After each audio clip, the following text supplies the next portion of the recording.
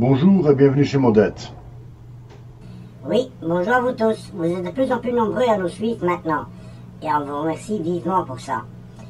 Aujourd'hui, on va parler d'impression 3D. Exact, mais on ne va pas parler d'une imprimante 3D précise, mais de l'impression 3D en général. Ah, ok. Et qu'est-ce qu'il y a de spécial à dire sur l'impression 3D? Tout d'abord déjà, il y a une question qui revient tout le temps quand les gens viennent chez moi ou au garage et qui voient qu'on utilise des imprimantes 3D. À quoi ça sert une imprimante 3D? Je suppose qu'ils veulent savoir ce qu'on peut faire avec une imprimante 3D. Oui, les gens se demandent ce qu'ils pourront faire avec une imprimante 3D si cela vaut la peine d'en acheter une. Et tu réponds quoi? Je dirais qu'au début, on imprime un peu tout et n'importe quoi. Des petits vases, des figurines, des bêtises. On trouve un tas d'objets imprimés sur des sites spécialisés comme Thingiverse. Et généralement, on commence par récupérer des fichiers imprimables sur ce site et on y va sans se poser de questions. Donc on imprime des trucs qui ne servent à rien. En clair, une imprimante 3D, ça ne sert à rien quoi. J'ai pas dit ça. On commence généralement par imprimer ces types d'objets. Mais une fois qu'on a utilisé son imprimante 3D, on se rend vite compte qu'elle peut imprimer à peu près tout ce qu'on imagine. La limite étant la taille des objets et leur solidité. La taille des objets est limitée par les capacités de l'imprimante 3D.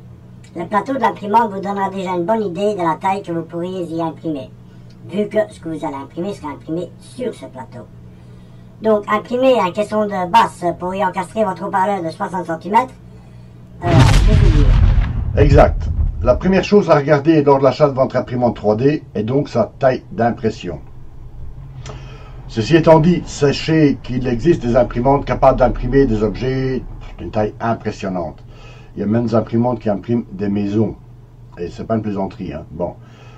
Mais ces imprimantes sont hors de prix pour le commun des mortels. Les imprimantes abordables pour monsieur et madame tout le monde font entre 15 cm de côté, je dirais, et autant en hauteur à 30 cm de côté pour 40 cm de hauteur. Et là, on reste dans des prix très abordables.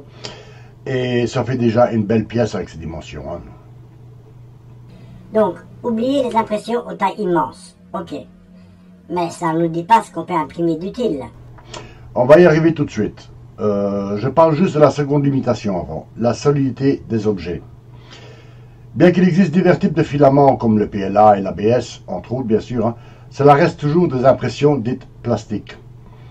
Seconde limitation donc, la solidité des pièces. Et on arrive au sujet réel. Qu'est-ce qu'on peut imprimer réellement? Ah, enfin. Alors? Bien, dans notre cas par exemple, on imprime un tas d'objets qui tournent autour de ce que nous faisons ici. Le tuning donc. Hein. On imprime déjà le porte-clés publicitaire pour notre garage. Mais ce n'est pas la seule chose que nous imprimons en 3D. Il nous est arrivé d'imprimer le centre de moyeu de roue quand un client veut quelque chose de personnalisé. On a également imprimé des supports pour radio double DIN et même des pommeaux de vitesse personnalisés. En fait, la liste des objets que nous avons déjà imprimés est très longue. Dès qu'on doit fabriquer une pièce personnalisée ou modifier une pièce selon les indications d'un client, on l'imprime. Mais n'oubliez pas la deux limitations de l'impression 3D, la taille et la solidité des pièces. Et dans la vie de tous les jours, qu'est-ce qu'on peut imprimer? Là aussi, les possibilités sont illimitées. Il y a tellement de choses qu'on peut réaliser avec un imprimante 3D qu'il faudrait des heures pour tout énumérer. Je me rappelle d'avoir imprimé une poignée pour une porte accordéon, poignée introuvable en remplacement. On a imprimé des coins d'assemblage pour faire notre mobilier. Des boîtiers d'hiver pour nos appareils qu'on fabrique ici. En fait, comme je l'ai déjà dit, il n'y a pas de limite à ce qu'on peut imprimer si on tient compte des deux limitations citées avant. Donc, on va sur un site spécialisé, on va chercher le fichier qu'on veut imprimer et zoom, on imprime. Si le fichier existe, oui. Et s'il n'existe pas, dans ce cas, on le crée soi-même. on peut créer ses propres pièces à imprimer. Et tu fais ça comment? En fait, l'impression 3D se décompose, en simplifiant, en 3 étapes. La première, c'est la création de votre pièce à l'aide d'un programme comme Fusion 360. Programme que nous utilisons ici au garage.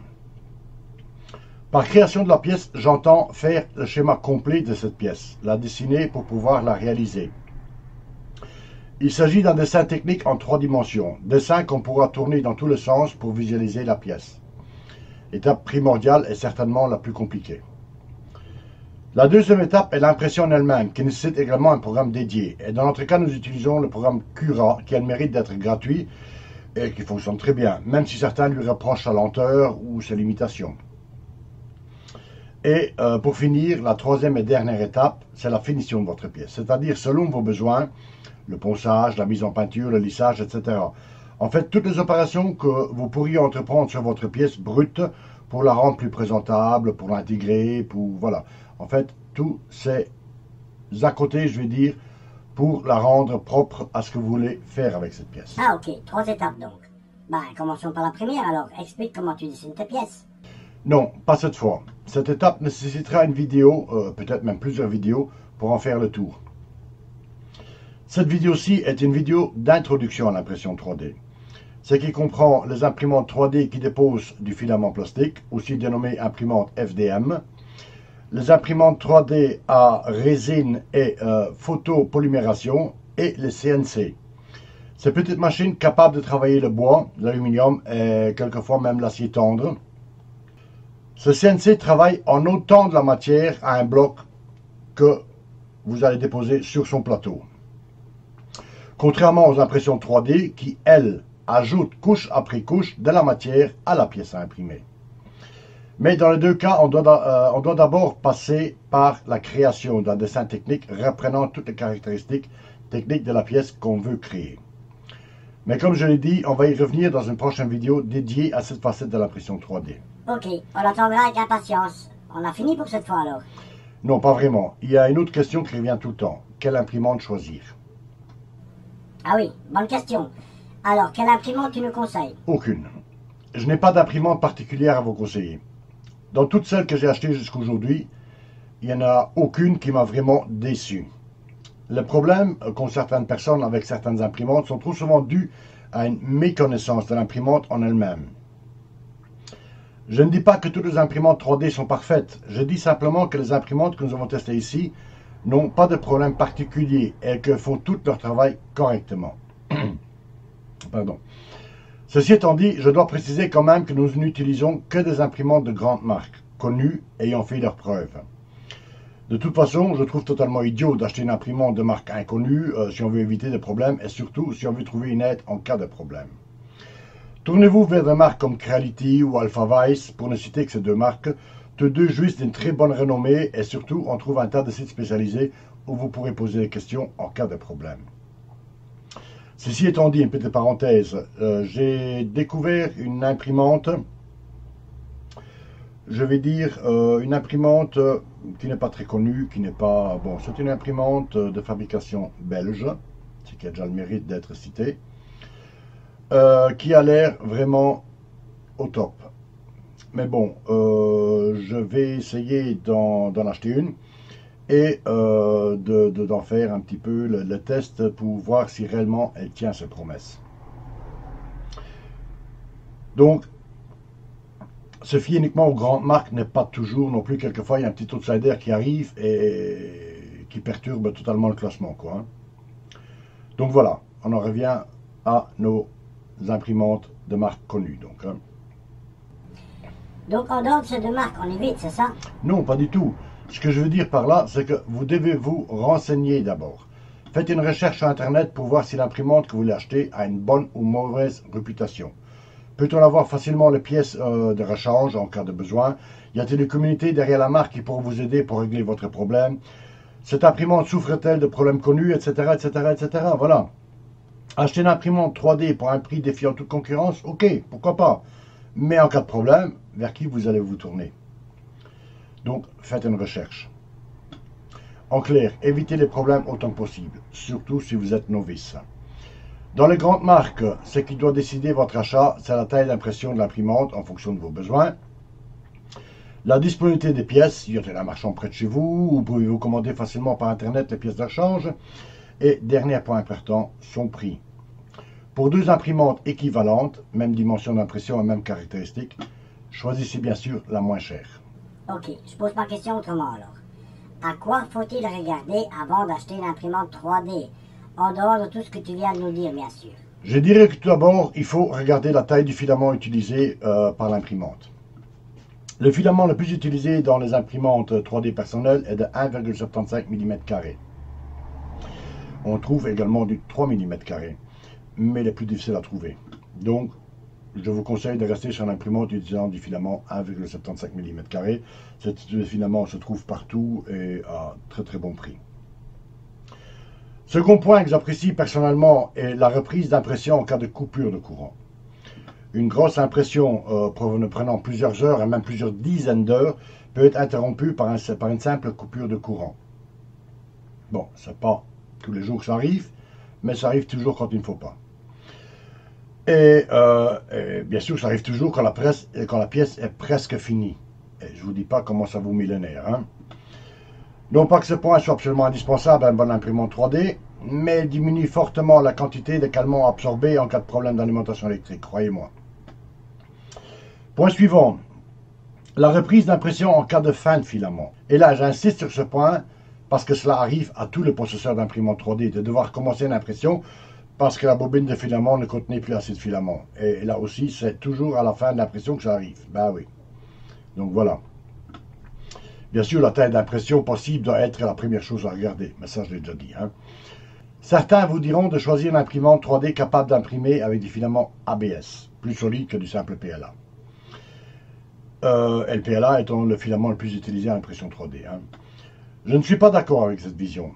Les nouveaux filaments PLA sont tout aussi résistants que l'ABS, qui lui est beaucoup plus difficile à imprimer.